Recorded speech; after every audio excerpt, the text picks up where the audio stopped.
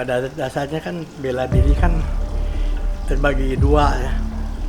Bela diri yang untuk fight ada. Nah, bela diri untuk di panggung kayak pertandingan ada aturan. Nah, jadi utamanya sama. Jadi kita mengutamakan seni bela diri. Ya. Nah, udah bicara seni bela diri, kita terus mengutamakan ya keluasannya. Terus jadi tidak memakai otot. Jadi penggunaannya simpel, praktis. Sebenarnya Ya. kungfu tradisional sendiri kaya ya kok sebenarnya. Iya banyak macam-macamnya di Indonesia ada, di Cina sendiri ada, alirannya macam-macam. Jadi masing-masing punya gaya sendiri. Guru saya tuh dulu kan dari Hong Kong, dari muda tuh. Nah, balik ke Indonesia, ngembangin Wing Chun. Jadi belajar tuh dari Iman, ada Chu Song Tin, dari Liang Xiang, gitu. Siapa tuh nama beliau? Kong San San kalau itunya terkenalnya. Kalau di sini kita panggil Kang Sin Sin. Oh, Ya. oke. Berarti secara nggak langsung memang ilmu dari Imannya langsung turun ke Ya. Jadi dia Kang Sin langsung Sin. bersentuhan tangan sama Iman sendiri. Oh gitu. Ya. Ada sejarahnya apa tuh kok? Kok bisa sampai ketemu Iman? Dia kan dulu kan sekolah ceritanya nih dari umur belasan tahun. Senang bela diri. Jadi dia kejar bela diri apa juga dia belajarin. Ya. Ya itu kan dulu kan dia pernah belajar sama Su Kang juga. Oh. Ya. Jadi satu guru. Ya, Iya. Terus kita sering latihan sama-sama ya. Mengembangkan. Saudara seperguruan lah ya. Ya.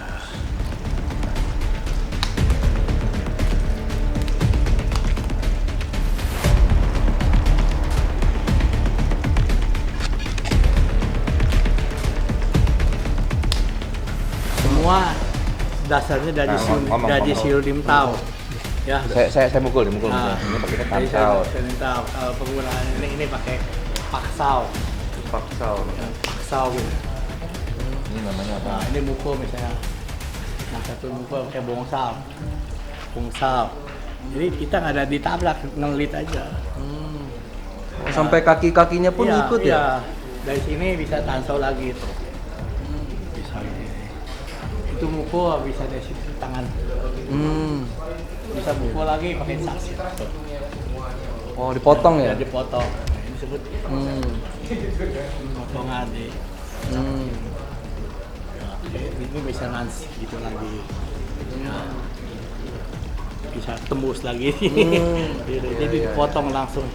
Jadi tanpa ada jarak mundur lagi, kita langsung titik pertama, titik kedua sampai gitu. Ya. Oke. Nah dari sini juga kita udah nangkis, ada pukulan langsung tabrak. Kita menang di dalam. Nah, Dapat sudutnya lah kok ya? ini kan kayak jalur kereta nih. Iya. Ini anggap lokomotif kita tabrak. Jadi alurnya udah keluar dari jalur. Ya. Udah masuk duluan ya? Ya. Jadi kita tuh nggak takut dipukul, bukan mundur, malah kita maju. Potong. Nah dari sini kita ada, nah disebut seninya di sini. Tuh kita bilang. Ya. Ini piensen.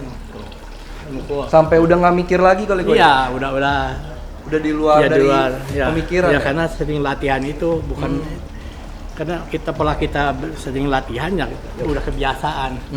Bisa gini langsung bisa ke sini. Potong. Tuh. Bisa Dan kesini, jaraknya bisa memang jarak dekat banget dan jarak bertarung iya, ya? Iya, jarak nggak ada jarak ini. Nah, kalau udah nempel gini ya disebut mienso. Tapi kalau ini sanso. Oh. Nah, ada jarak. Dan saya dengar katanya ada apa namanya cisau ya? Ya, cisau ya, seperti ini apa sih, nempel Kok? gini. Ini suang cisau sebenarnya. Ya. Jadi jadi kembar gitu. Dua-duanya. Nah, ini menetapkan rasa. Untuk melatih rasa ya, Kok? Otak kanan kita berfungsi semua. Bisa posisi gini, ada serangan dari mana, ada sudut mana, kita tahu. Biasanya jarak kemana ya, tuh. Terus ada gerakan yang lain misalnya. Tapi permainan kayak gitu memang pelan-pelan apa cepat atau gimana sih kok? Nanti speednya tambah tergantung. Jadi siapa kita tergantung yang beli siapa. Oh gitu. Mau cepat apa? Iya. Kita biasa kan. Kita potong. Tuh. Jadi ada tugas masing-masing. Ini nggak lepas. Dan ini Kesini. bukan koreo ya kok ya? Bukan. Tuh. Oke. Jadi pandangan saya kemana juga saya udah feelingnya udah dapat tuh. Iya. Tuh, ya. Ini kan tansau. Jadi kalau orang bilang tansau nggak ada tenaganya kuat. Oh gitu. Tuh. Kita mukul orang nggak usah pakai ini aja tuh. Ya. Jadi dalam keadaan nempel kita, tuh. Benturannya tabrak. Iya. Di timbul tenaganya dari Sulimtau tuh. Jadi maksud dari Sulimtau itu iya, untuk tenaga kita dialirin. Ya. Yang dimasukin nih. Udah.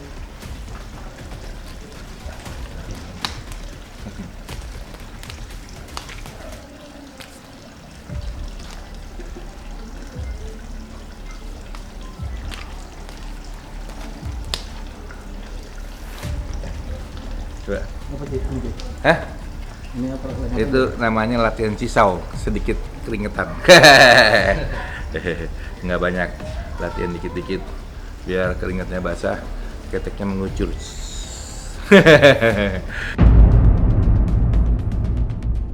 Ya, utamanya bela diri. Kita kan namanya juga mati art ya. Seni bela diri. Jadi untuk melindungi diri kita. Bukan untuk show gitu. Ya. Jadi tujuannya melindungi diri kita. Ya, makanya gerakannya simpel. Kalau gerakan yang panjang, pindah, itu kan nggak efektif sebenarnya. Iya. Itu gunanya untuk di panggung, untuk keindahan. Begini, kalau kita bicara pandangan tuh cara memandang. Cara memandang tuh bisa dari berbagai macam sisi. Jadi kalau saya contohkan ini handphone, kalau saya lihat dari pandangan saya ini lebar, tapi tentu akan berbeda manakala pandangannya dari sini. Sekarang dikatakan salah apa benar? Benar, dua-duanya benar. Sekarang kalau dilihat dari sini, oh ini gepeng kecil nih. Salah apa benar? Benar, barangnya tetap ini. Itulah yang disebut cara pandang, dari sudut mana kita melihat. Kalau kita melihat dari bisa atau tidak dipakai di jalan, tentu bisa. Jalanan yang bagaimana? Real, street fighter, pertarungan jalan, bisa. Tetapi kalau misalnya ada orang bertanya, seberapa efektif pertarungannya di jalan? Oh, sangat efektif. Kembali lagi bahwa bela diri diciptakan karena sebuah pengalaman bertahun-tahun. Kemudian pengalaman tadi dibuat menjadi sebuah pembelajaran. Sehingga pembelajaran tadi kemudian diyakini, dilatih berkali-kali sehingga menjadi sebuah gerakan yang kemudian disebut orang sebagai bela diri. Jadi tiap manusia, tiap orang, tiap kelompok itu kadang-kadang mempunyai aliran yang berbeda-beda dari sudut mana pengalaman mereka berasal. Orang yang biasa tinggal di utara, gerakannya seperti khas utara. Orang yang tinggal di selatan, gerakannya khas selatan. Di utara biasa banyak lompat-lompat, tendangannya tinggi. Di selatan tuh pendataran, dia biasanya akhirnya tendangannya baik yang pendek-pendek. Jadi itu adalah menyesuaikan dari sesuai apa yang dipelajari dan wilayah mereka masing-masing. Kemudian kembali lagi bahwa kita mempelajari bela diri juga berdasarkan bagaimana input masuknya. Akhirnya itu menjadi sebuah paten yang dipelajari secara terus-menerus dan turun-temurun. Tetapi bahwa dalam konteks pembelajaran dikembalikan pada input cara masuknya. Orang yang tinggal di dekat ular biasanya akan mempelajari jurus yang berkaitan dengan jurus binatang, jurus bangau, jurus dan lain-lain. Ada pula orang yang mempelajari gerakannya justru gerakan-gerakan manusia. Jadi seperti apa bagaimana seperti apa adalah tergantung di mana tempat kita berlatih, bagaimana kita bergaul, dan bagaimana banyaknya input yang masuk ke diri kita sehingga itu menjadi satu bentuk yang dipatenkan oleh tiap kelompok untuk disebut sebagai bela diri milik kelompoknya sendiri. Seperti itu. Kita bicara bela diri itu begitu luasnya.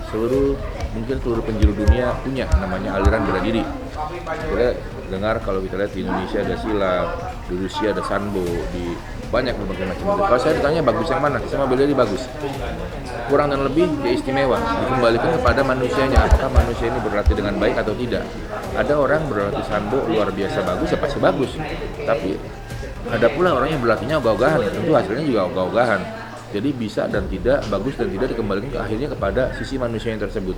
Bagaimana dia serius, bagaimana dia mendalami, bagaimana dia mengikuti semuanya dengan benar. Saya yakin semua itu mencapai hasil yang sangat optimal, yang sangat luar biasa, manakala orang tersebut mempelajarinya dengan luar biasa. Apapun itu. Jadi kalau kita contohkan saja, kita tidak usah bicara ilmu bela diri. Kita contohkan misalnya orang yang latihan nyopet. Itu mungkin teman-teman pernah dengar, pakai biji nangka dikasih air dalam gelas dan ini pakai tangan. Itu kan susah. Karena berkali-kali, berhari-hari, berbulan-bulan, mungkin bertahun-tahun dilakukan. Lama-lama biji nangka yang basah tadi bisa diambil dengan tangan. Artinya, kalau sudah bisa melakukan itu, yang ambil begini ya gampang, gitulah kurang lebih. Bertahun-tahun, artinya ada sebuah konsep di mana kita melakukannya dengan bertahun-tahun, berkali-kali, beribu-ribu kali, tanpa jenuh. Jika hal tadi tidak dilakukan, apapun yang kita lakukan, apapun bela dirinya ya tidak akan baik. Tapi bila mana hal tadi kita lakukan, apapun latar belakang bela dirinya, tentu akan jadi baik, akan jadi maksimal. Jadi siapa dia, apa alirannya, seberapa serius itu menentukan keberhasilan tiap manusia dalam mencapai tingkat sukses dalam konsep bela diri. Oke, boleh nggak kasih lihat sedikit kalau misalnya di kayak seperti film Ip Man, itu kan fight-nya kan keren banget. Sebenarnya di dunia realnya seperti itu nggak sih? Begini, kalau kita bicara dalam dunia film dan dunia nyata itu banyak perbedaan. Dunia nyata adalah bukan dunia keindahan, tapi dunia yang sebenar-benarnya. Baik, buruk, nyata, bagus, dan tidak bagus akan tampak. Dalam pertarungan sesungguhnya, biasanya kita akan menggunakan waktu bagaimana menjatuhkan lawan dengan waktu tercepat. Ngapain panjang-panjang? Beda dengan film yang konteksnya adalah indah.